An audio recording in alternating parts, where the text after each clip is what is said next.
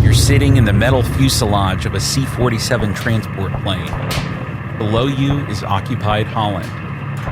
Strapped to your legs is a heavy equipment pack. There's no armor plating between you and the flak bursting in the sky around you. No protection at all. Just thin aluminum skin and prayer. The jumpmaster screams over the engine noise. Stand up, hook up. You clip your static line to the cable. Your heart hammers. You're jumping from just a few hundred feet, so low that if your parachute fails, there's nothing anyone can do. You'll fall maybe 150 feet before the chute even opens, and then you're on the ground before you know it. That's the way they want it.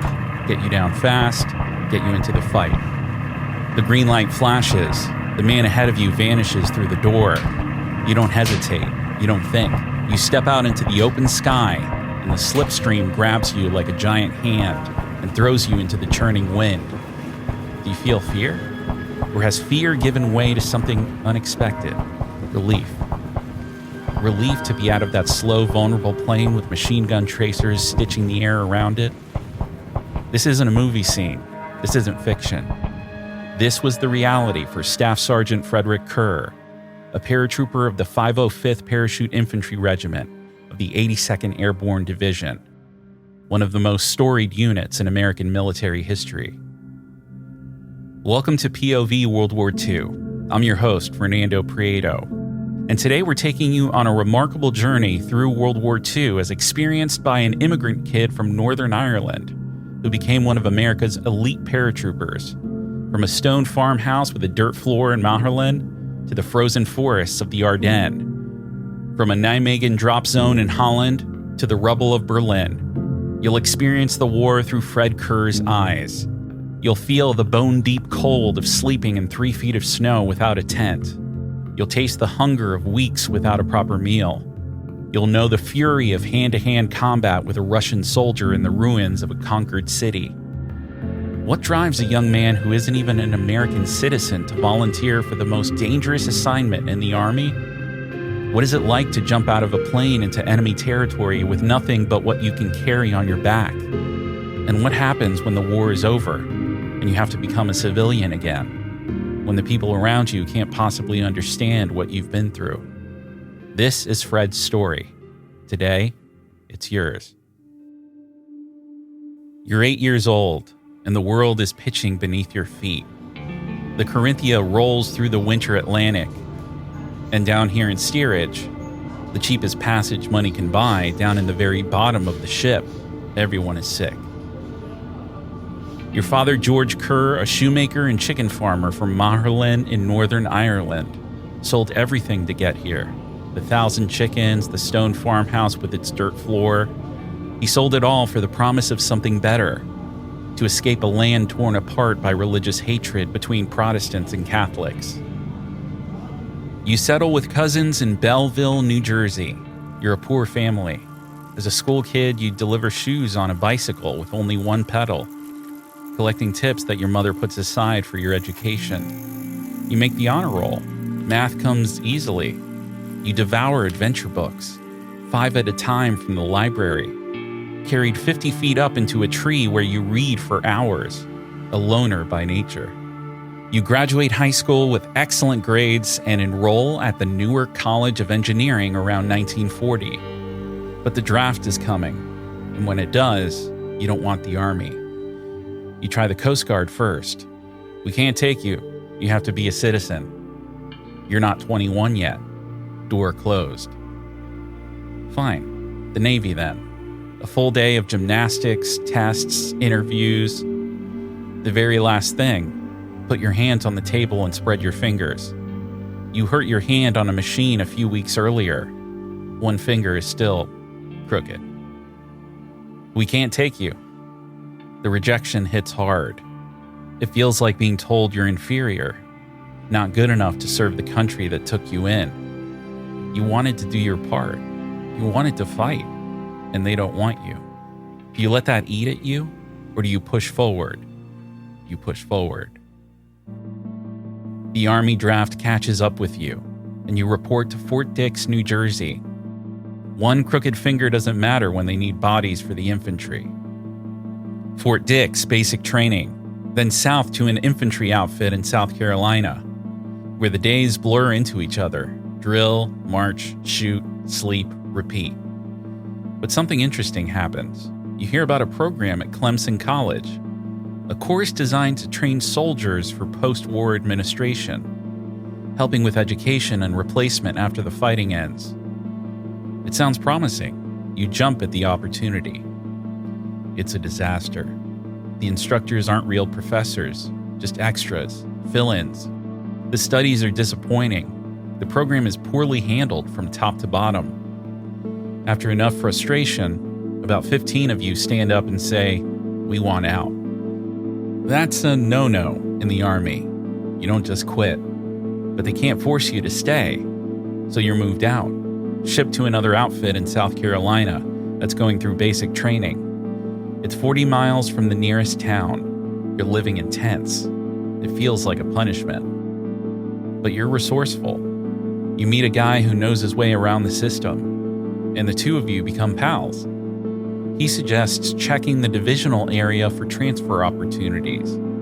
You go, and you find exactly one option, just one door open in the entire Army bureaucracy. Fort Benning, Georgia, Airborne assignment.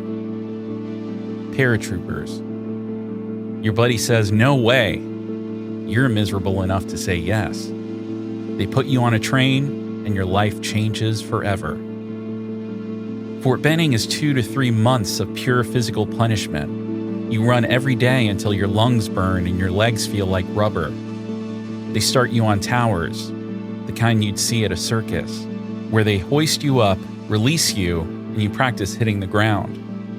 You learn to drop and roll, to absorb the impact with your whole body.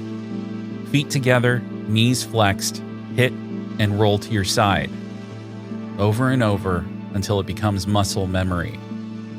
Then they put you in a C-47, that old transport plane with the steel anchor cable running front to back, bucket seats along the sides, and an open door that leads to nothing but sky. You stand up. You clip your static line onto the cable overhead, and when they say jump, you jump. What if you don't jump? They kick you out. But most guys jump. Can you feel it? That moment at the door? Looking down at the earth below? The slipstream tearing at your jumpsuit? The roar of the engines? The patchwork of Georgia pines spread out underneath you? Your stomach drops before you do.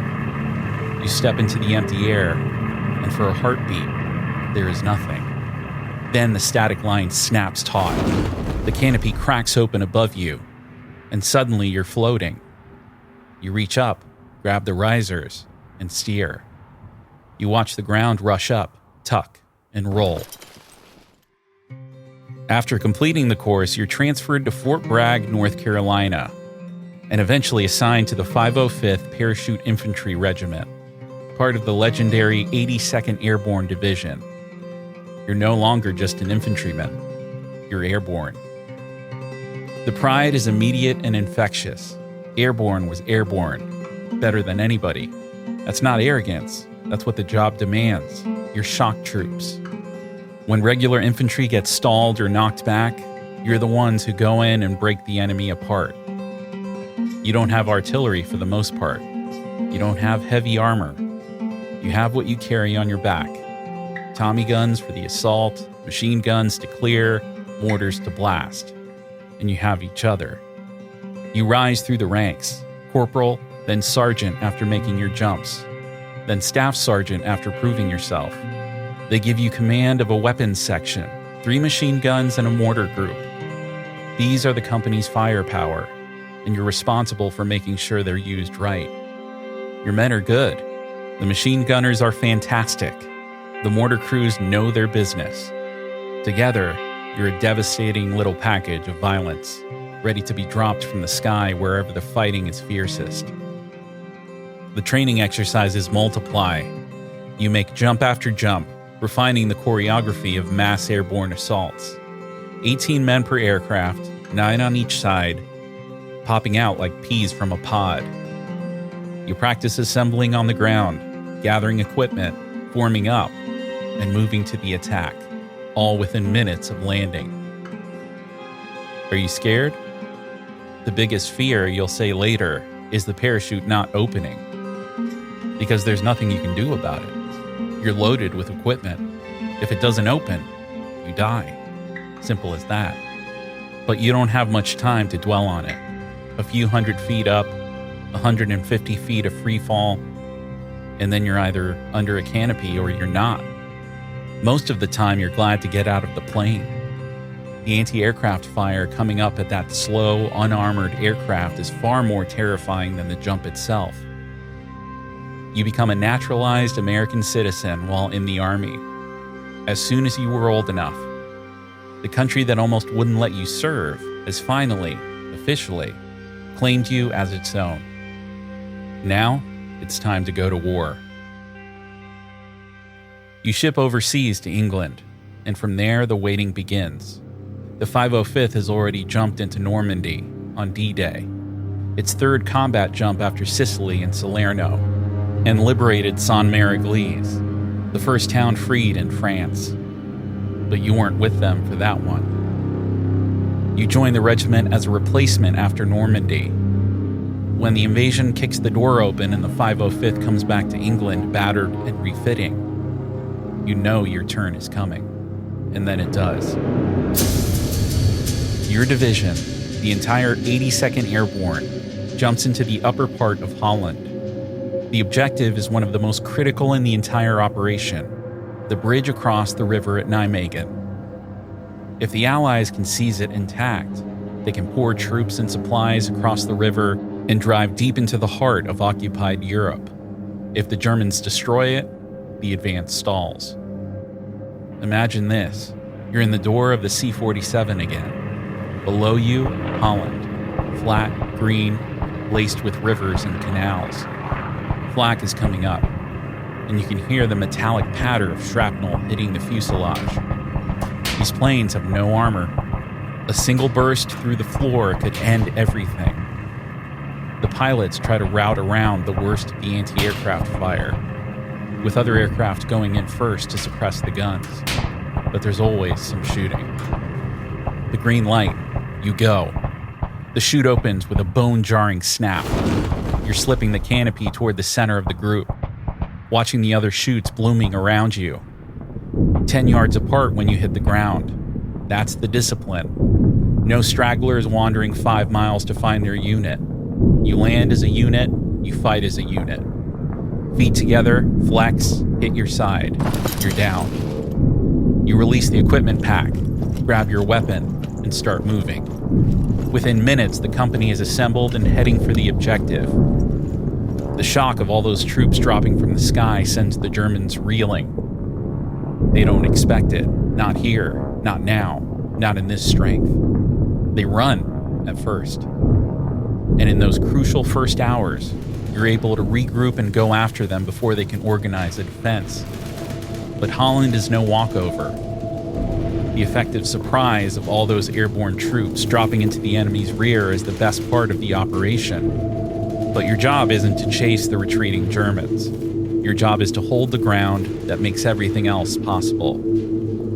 Your battalion, 1st Battalion C Company, is sent south from the drop zone toward the Groesbeek Heights, a wooded ridge that rises nearly 300 feet above the flat Dutch countryside. It's some of the highest ground in all of Holland, and whoever holds it controls the roads below.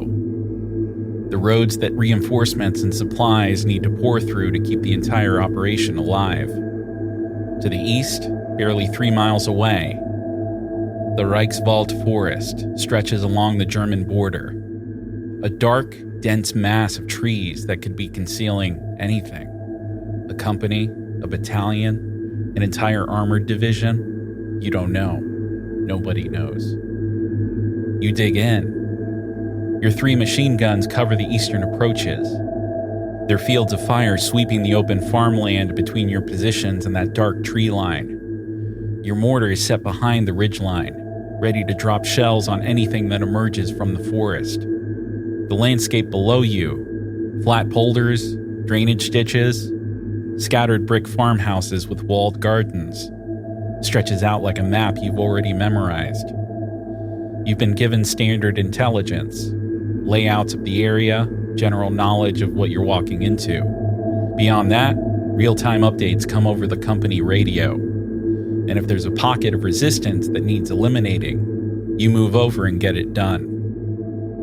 For 2 days, you hold your positions, while other elements of the division fight for the bridges. German probing attacks come out of the Reichswald.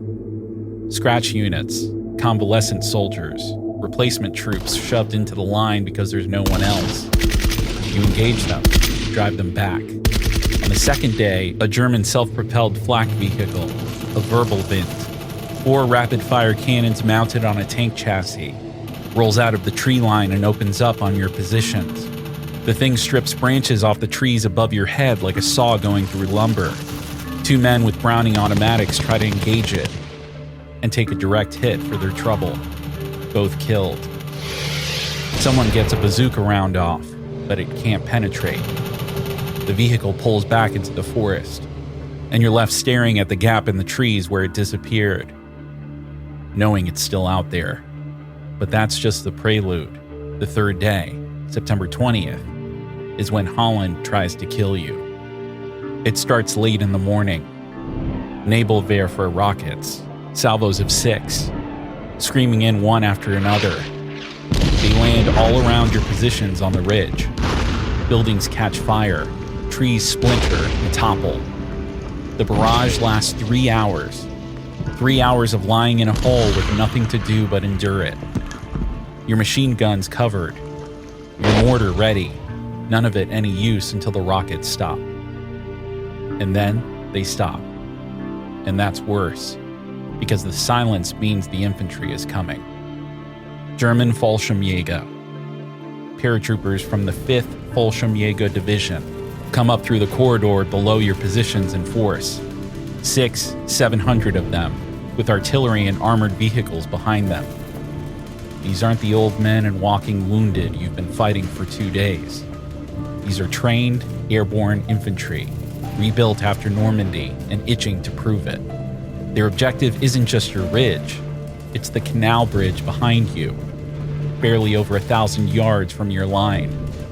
If they take it, they cut the entire 82nd Airborne's lifeline. Everything falls apart. The bridges, the corridor, the whole operation. It all depends on your battalion holding this ground. Your machine guns open up.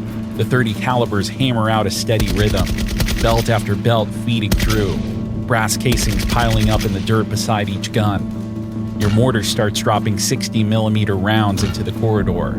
3-pound shells arcing over the ridge and detonating among the advancing German formations. You hear the crump of each impact. See the dirt and debris spewing up beyond the tree line.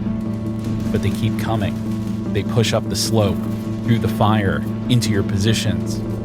They reach the hilltop and start rooting men out of their foxholes. It's grenades and rifle butts now, close enough to smell the other man's breath, close enough that your machine guns can't fire without hitting your own people. The fighting is so desperate, so tangled, that one of your lieutenants makes a decision that takes a kind of courage most people can't even comprehend. He calls artillery fire directly onto his own position. 75mm pack howitzer shells come screaming in and explode on the hilltop, where American paratroopers and German Fallschirmjäger are locked together in the same foxholes. Do you hear those shells coming in and wonder if you've just been killed by your own guns? For a terrible, ringing moment, you don't know if it's worked or if it's the end of everything. But then the smoke clears enough to see the Germans staggering back down the slope. It's worked. The artillery has driven them off. But they regroup in the corridor below, and they come again. For 7 hours, the battle seesaws across the ridge and through the streets of the village below. Building by building, cellar by cellar, men fire from basements while Germans toss explosives down the stairwells above them. Machine gun fire pins men behind trees, chewing the bark away inches above their bodies. One man will later describe it as being under a buzzsaw in a mill, the round so close and so constant that splinters of wood rain into his eyes. Late in the afternoon, the rumble of engines comes from behind you. British tanks, Shermans, from the Coldstream Guards, finally rolling up the road. The sight of them is enough to make you believe in miracles. But the relief is short-lived. A German soldier steps out with a Panzerfaust, and one of the Shermans explodes, everything in it gone in an instant. Another throws a track, but the remaining tanks pour cannon and machine gun fire into the German positions, and the combined weight of armor and airborne infantry is finally, barely, enough. The Fallschirmjäger break. They pull back towards the Reichswald as darkness falls, leaving their dead scattered across the fields and village streets. Your battalion has held. 20 killed, over 50 wounded, 7 missing in a single day. But the line hasn't moved. The bridges are still protected. The corridor is still open. And that's the difference between Airborne and everyone else. At one point during the operation, your unit pushes forward past the area you're assigned to hold, and they bring regular forces in behind you. You barely pull back before those forces come rushing right back with you, knocked off the ground you bled for. So the next day, you have to go back and take the whole area again. That's the nature of working with other armies. Your opinion of them isn't particularly high. It seems just like a job to them, more or less. You and your fellow paratroopers take it personally. You don't wait for detailed orders. You don't request additional support. You assess, adapt, and attack. That's the Airborne way. One memory from the field captures the cruel absurdity of war better than any battle story. You're on some farmland, somewhere in Europe, the exact location long since faded from memory. And there are vegetables growing nearby, actual food, growing in the ground. You and your comrades gather them up, put them in a steel helmet, the only cooking vessel available, and start making a stew. Real food for once, hot food. The smell of it must be intoxicating after weeks of cold K rations and C rations. And then a plane comes strafing. A bullet punches right through the helmet, and all your stew spills out into the dirt. Gone. Every drop. If you could have gotten that pilot, you would have. But you can't. And you go back to being hungry. It's just one of those things that happen. Because you're hungry most of the time, and the universe seems determined to keep it that way. But for all the violence, there are moments of extraordinary humanity. The Dutch civilians are something else entirely. They take you into their homes. They share whatever food they have, meager as it is after years of German occupation. They appreciate you in a way that goes beyond words. You can see it in the faces of the older men, the gratitude so overwhelming they can barely speak. Their families are being saved. Their homes are being saved. You're heroes to them, and the feeling is mutual.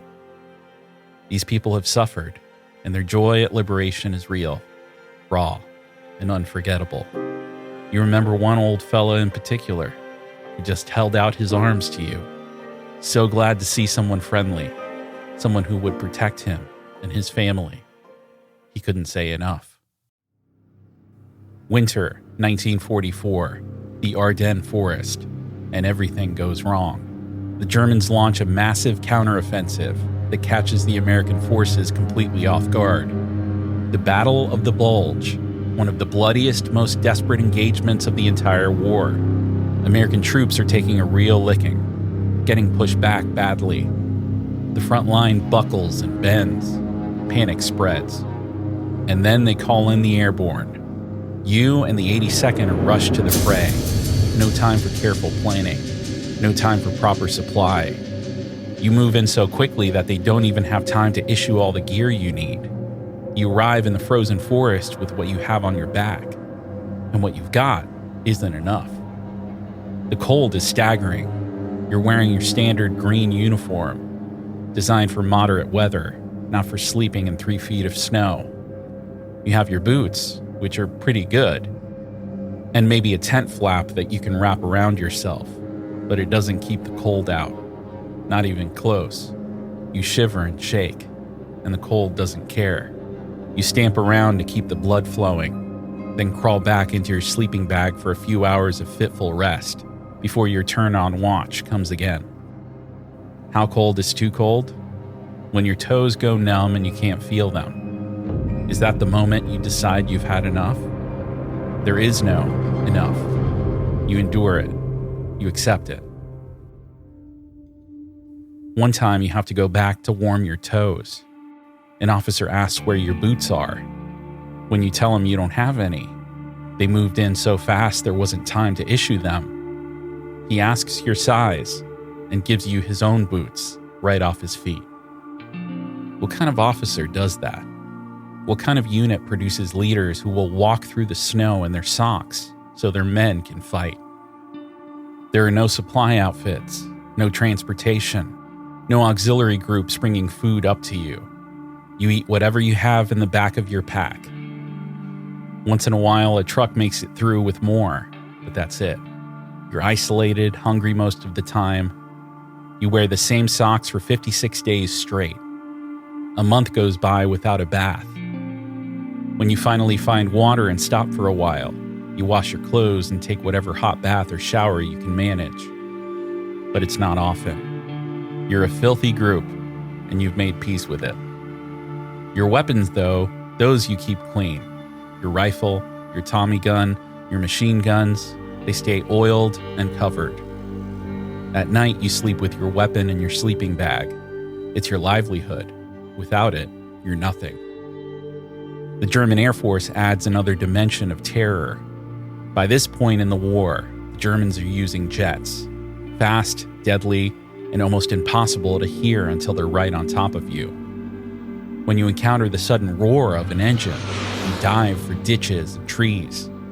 There's no standing and fighting. You have nothing but machine guns, no anti-aircraft equipment at all. You simply disperse and pray.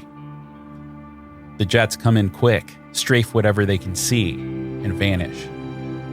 Fortunately, they don't have much success against troops who know to scatter at the first sound. But the constant threat keeps everyone on edge. And then the fighting starts. The Germans have set up blocking positions, and your unit pushes into them. You travel at night because that's how paratroopers operate. Darkness is your ally. Your company moves out in a column, each man following the dim outline of the man ahead, weapons loaded, equipment secured so nothing rattles or clinks.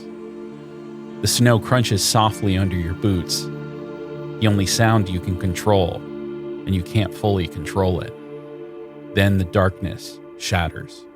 A German machine gun opens up directly ahead, and the world becomes a horizontal storm of light and sound. Tracers, every fifth round a glowing green light, streak through the darkness 4 inches above your head. Not 4 feet, 4 inches. Close enough that you can feel the snap of displaced air against the top of your helmet. Close enough that if you raised your head the width of a fist, you'd be dead. You drop flat, face in the snow. The cold burns your cheeks, but you don't care because the alternative to cold is a bullet through your skull. The machine gun sweeps back and forth in a steady, practiced rhythm. The gunner knows his business. He's firing on a fixed line, keeping the rounds at a constant height, creating a wall of lead that nothing upright can survive. What's your next move? You can't advance standing up. You can't retreat. The men behind you are also flat on the ground, and turning around in this kill zone means exposing your profile. The only direction is forward, and forward means crawling through the snow with death screaming inches above you. You start to crawl, elbows and knees, dragging your weapon beside you, pushing through the snow 1 agonizing yard at a time. The tracers light up the darkness in stuttering green pulses. And between each burst, the darkness rushes back in. Somehow worse than the light, because at least the tracers showed you where the fire was coming from. The man to your left is crawling too. You can hear his breathing. fast, ragged, barely controlled. Somewhere behind you, someone's gear snags on something, and there's a brief metallic scrape. The machine gun shifts slightly, searching for the sound. More tracers rip through the space directly over the source of the noise. Then the gun swings back to its original arc. Do you keep going? How far is it to a position where you can return fire? 100 yards? 50? In the dark, on your belly with bullets 4 inches above you, 50 yards might as well be 50 miles. But you keep crawling, because stopping means staying in the kill zone. And staying in the kill zone means dying when the gunner decides to lower his aim by a hand's width. The cold works its way through you until it settles somewhere you can't reach. Your elbows are raw. The snow has worked its way inside your collar and is melting against your skin. But you keep moving forward, inch by inch, yard by yard, trusting that your comrades are doing the same on either side of you. When daylight finally comes, you attack. And when the paratroopers of the 82nd attack, the Germans come apart completely. They take off, and it becomes a duck shoot. You chase them, firing at those you see, and they're completely disoriented. The shock of elite American airborne troops hitting them with full fury is more than they can absorb. But the Bulge isn't a single battle. It's weeks of grinding, freezing, bloody work. And one engagement will test everything you've learned about improvisation under fire. Your unit fights its way toward a stream, about 20 yards wide, fairly shallow, with dense trees crowding both banks. On the far side, the Germans have a division set up, blocking your advance. They've dug in, positioned their weapons with clear fields of fire across the water, and they're not going anywhere. This is a deliberate defensive position, and they intend to hold it. Your 3 machine guns open up, pouring fire across the stream, the barrels chattering and smoking as belt after belt feeds through. The sound is deafening in the enclosed space between the tree lines, a continuous roar that bounces off the trunks and comes back at you from every direction. Brass casings pile up in the snow beside each gun, but it's not enough. The Germans are dug in too well. Your machine guns are suppressing them, keeping their heads down, but they're not breaking them. They're still there, still blocking the way through. And your machine guns can't keep firing forever. Barrels overheat, ammunition runs low. You need something with more punch. You need your mortars. There's one problem: the trees. You look up through the canopy, a dense lattice of branches, winter bare but still thick enough to catch a mortar round before it clears the treetops. If you fire from here, the shell hits a branch 10 feet above your head and detonates on your own position. The forest that provides cover from enemy fire also prevents you from using your most effective weapon. What's your play? Machine guns are burning through ammunition. Germans aren't budging. Your men are pinned along the stream bank, taking sporadic fire, unable to advance. The tactical situation is deteriorating by the minute. Do you wait for reinforcements that may never come? Do you try a frontal assault across the stream against prepared positions? A move that will get men killed for certain. Or do you find another way? You leave your position and start moving through the trees. You're looking for something specific, a gap, a clearing. Any opening in the canopy wide enough to loft a mortar shell through without hitting a branch. The forest is thick and the gaps are few. Machine gun fire still echoes behind you, punctuated by the crack of German rifles. Time is running out. And then you find it, a small clearing in the trees. Not much, maybe 15 feet across, but it's enough. Open sky above you, a straight shot through to the heavens and back down again on the other side. You have 5 mortar shells. That's your entire supply. 5 rounds to break an entrenched enemy division's blocking position. No resupply is coming. No artillery support. Just 5 shells and the skill to place them where they need to go. You set the mortar in the clearing. You calculate the range, the distance across the stream, the adjustment for the enemy's position. Your hands work from muscle memory, setting the elevation and deflection, dropping the first round down the tube. The shell arcs up through the gap in the trees, clears the canopy, and comes streaming down on the German position. Through the trees, you see the flash and hear the crump of the detonation. You adjust slightly and drop the second round, then the third, fourth, fifth. Each explosion blossoms among the German troops. You can see the dirt and debris fountaining up through the tree line on the far bank. 5 rounds, placed with precision born of training and desperation. Right on top of men who thought they were safe in their prepared positions. And soon after the 5th shell lands, they break, they run. And your paratroopers surge across the stream, cutting them down as they scatter through the forest. You pursue the retreating Germans for a couple of weeks, keeping after them, never letting them rest or regroup. The bulge for your unit is effectively over. There's a moment of grace amid the carnage. After you've cleared an area, you're walking through a little town. The mayor greets you and says simply, "The town is yours. Do what you want." You don't have many rations, so the townspeople divide you up among the various houses. You sleep on floors, in your bedding, and they give you as much food as they can spare. And you share your rations with them in return. You even put on a parade for them, marching through the streets while the civilians come out and cheer. They think you're heroes, after what they've endured under German occupation. Maybe you are. You load onto the 40 and 8s, those cramped old World War I freight cars, and move on to the next fight. But not before the war takes something from you that can never be returned. You're resting. For once, there's no action around you. It's one of those rare, quiet moments in combat when the world seems to hold its breath. You're sitting on the ground, and your good friend, a man you fought beside, shared rations with, frozen beside in the snow, is sitting with his back pressed against yours. You're both trying to get some rest, drawing warmth from each other's bodies. A sniper's bullet cracks through the stillness. Your friend slumps. The bullet went right through his head, maybe 6 inches from your own. He's dead instantly. You feel his body go slack against your back, feel the sudden absence of the living tension that had been holding him upright. For a fraction of a second, the world stops.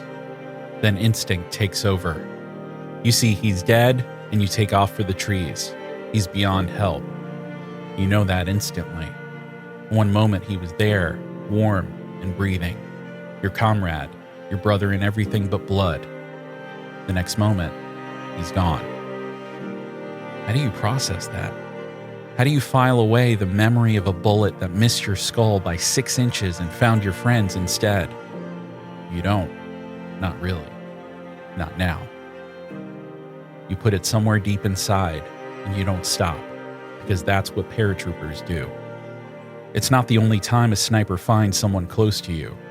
Later, your company captain is standing in the open, directing operations during an advance. When a sniper in a tree puts a bullet right through his heart, he goes down instantly. Your unit disperses, searching for the shooter. And about 300 yards away, you spot a figure running up a hill. There are no other Germans in the area. You know it's him. You raise your rifle, take your shot, and the man goes down.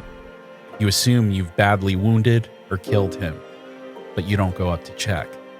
It isn't that important. The captain is dead either way. You just move off into your area and press on. That's war. It's not the dramatic slow-motion revenge sequence from the movies. It's a crack, the body falling, the shot returned, and then the cold, pragmatic business of continuing the mission. The dead stay dead. The living keep moving. The war grinds on through the spring of 1945. The Germans you encounter now are different from the soldiers you faced in Holland and the Bulge. A lot of them are older, men scraped from the bottom of the manpower barrel, pressed into service because there's no one else left. They're not effective. They're not capable. They just want to be alive. They're glad they're alive. When they surrender, you disarm them and pass them back. They usually are pretty well battered by then, and they're glad to go. Occasionally, you encounter SS in the communities you pass through. The civilians are terrified of them. You can see it in their faces, the way they shrink back when SS men are nearby. The SS are a savage type of people, different from regular civilians, different from regular soldiers. You can tell them right away. They carry themselves with a menacing arrogance that even defeat can't fully extinguish. As long as they're in control of an area, you take care of it, quickly, decisively. You don't negotiate with the SS. The German citizens are glad to see you. They've had enough of the war. As long as you're just passing through, they don't object. They don't resist. The fight has gone out of them. And then comes Berlin. The Russian army got there first, and what they did to the city and its people is beyond comprehension. Berlin is leveled, not damaged, leveled. The food supply is terrible. The water is terrible. The people are starving. Your unit arrives by freight cars, then walks in on foot. The city that was once the proud capital of the Third Reich is now a moonscape of rubble and ash. Entire blocks have been reduced to nothing. The stench of death and sewage hangs in the air. And somewhere in this devastation, Russian soldiers are running loose. Your first evening in Berlin, you hear screams. Russians have invaded a house in the American zone. They're assaulting the women inside. What do? There are no negotiations here, no diplomatic channels, no time for discussion. You and your fellow paratroopers shoot them. 5 Russian soldiers die that first night, and you shoot several more in the days that follow. Every time they cross into your zone and start something, you put them down. There's no fooling around. These are supposed to be your allies, but they're terrorizing civilians under your protection, and you respond the only way that makes sense in a world that has lost all sense. Word gets around. The Russians learn pretty quickly what happens when they cross the line. After those first bloody days, they start to respect the boundary. They stay on their side. You spend 3 months in Berlin, patrolling the dividing line between the American and Russian zones. Behind you, in the American sector, there's no trouble. The German civilians welcome you with open arms. You're their saviors, their protection against the Russians. They invite you into their homes. They come out on the street just to talk to you. It's amazing. You'd think they would hate Americans. The people who bombed their city to rubble.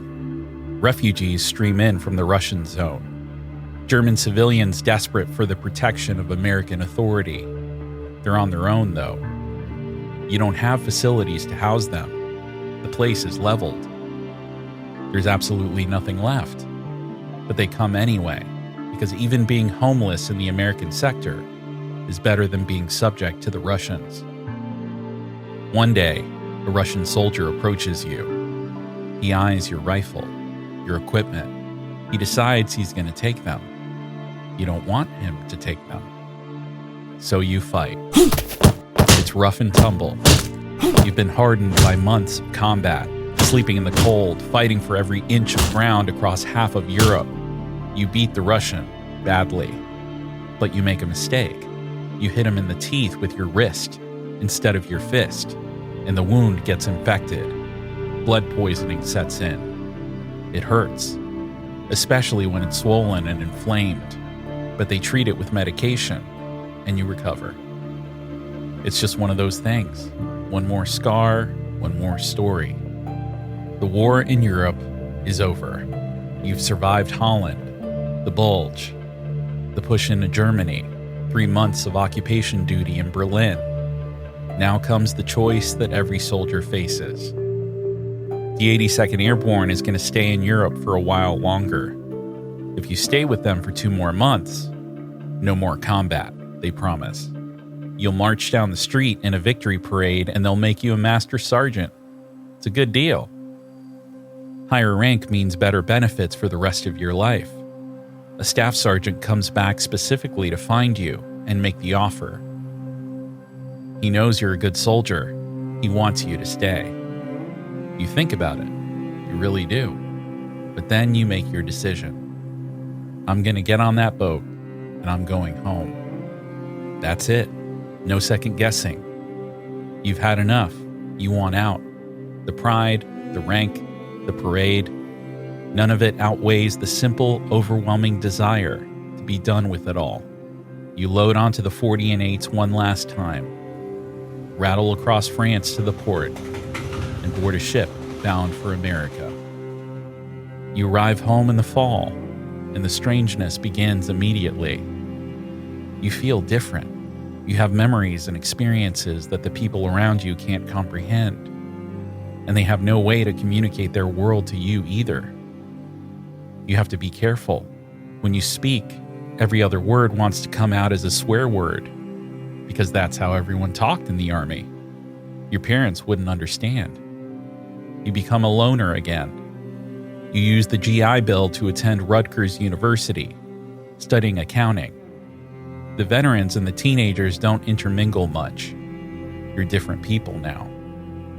You graduate with excellent grades, build a career in accounting, meet a woman named Helen at a dance hall, marry her, raise 5 children. You build something stable and good, a life that bears no resemblance to the frozen forests and ruined cities of your youth. The war never fully leaves you. It lives in the places you don't talk about, the memories you'd rather forget. The 82nd Airborne holds reunions every year. You go to one once, down in South Carolina somewhere. You walk into the hotel, and the guys are drinking, and all they're talking about is the war, how great it was, how great the 82nd was, what they did, what they accomplished. And you stand there thinking, what in the heck am I here for? You're not here as part of a unit anymore. You're just a guy who's out of the army. And they're trying to pull you back in, emotionally, to a world you've deliberately left behind. You don't want to remember. You don't want to boast. That's just not you. You never go to another reunion. One of the guys from your company writes you a nice letter, saying he noticed you weren't coming out, and you'd been together a long time and they'd like to have you there. You don't answer it. Is that cold? Is that ungrateful? Or is it the most honest thing a combat veteran can do? Acknowledge that some chapters of your life are closed, and that reopening them serves no purpose except to refresh the pain. You don't keep up Christmas card correspondence with anyone from the war. It's behind you. You have a new life to live. The men you served with were buddies.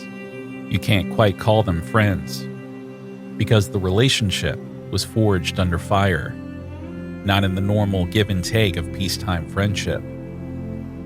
They were part of your life, an essential part, but when you left, that was the breaking point. Sometimes you wake up in a sweat. It's only incidental, you'll say. Nothing that requires medication or counseling. You handle it.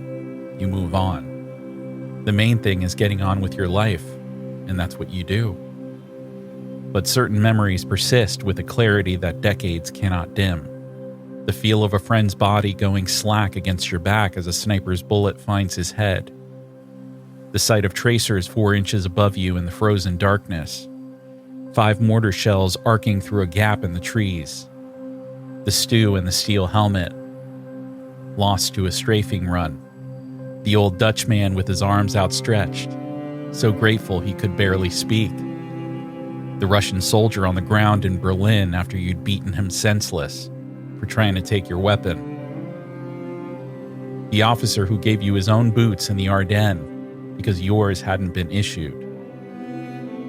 Each memory is a thread in a fabric you can't fully unfold, because unfolding it means reliving it. And some things are better left folded. And there's this.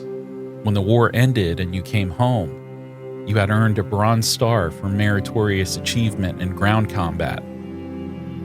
When asked what it was for, you'll say simply, It was something I did, I guess. No elaboration, no war story.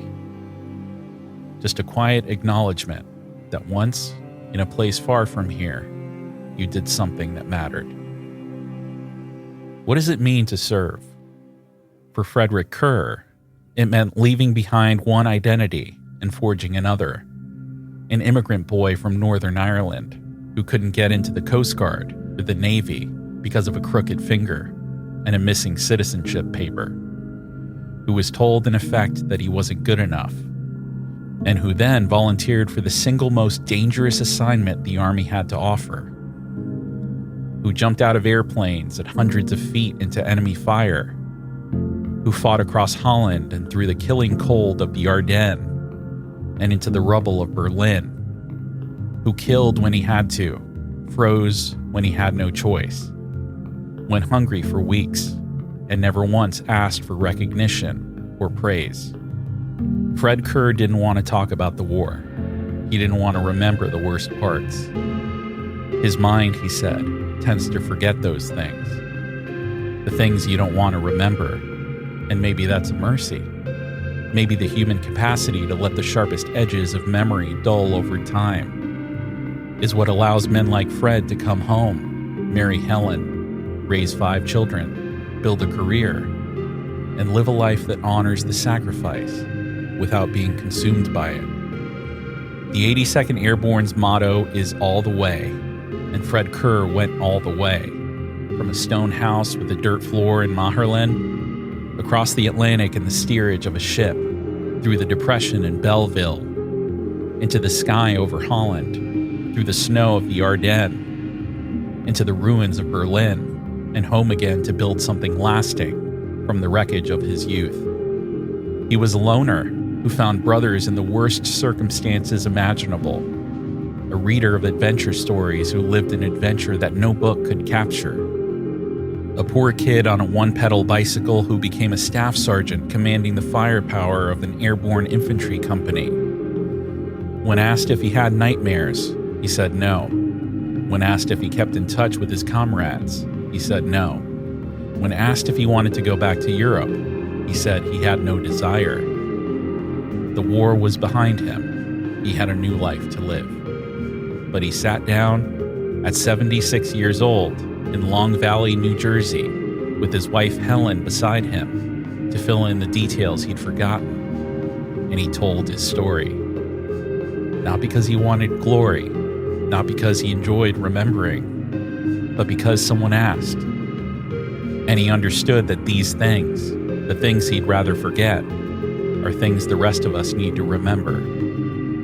What we owe Fredrick Kerr and the men of the 82nd Airborne is simple: our willingness to listen, to hear the story of a man who gave everything he had to a country that almost wouldn't take him, and who asked for nothing in return except the chance to get on that boat and go home.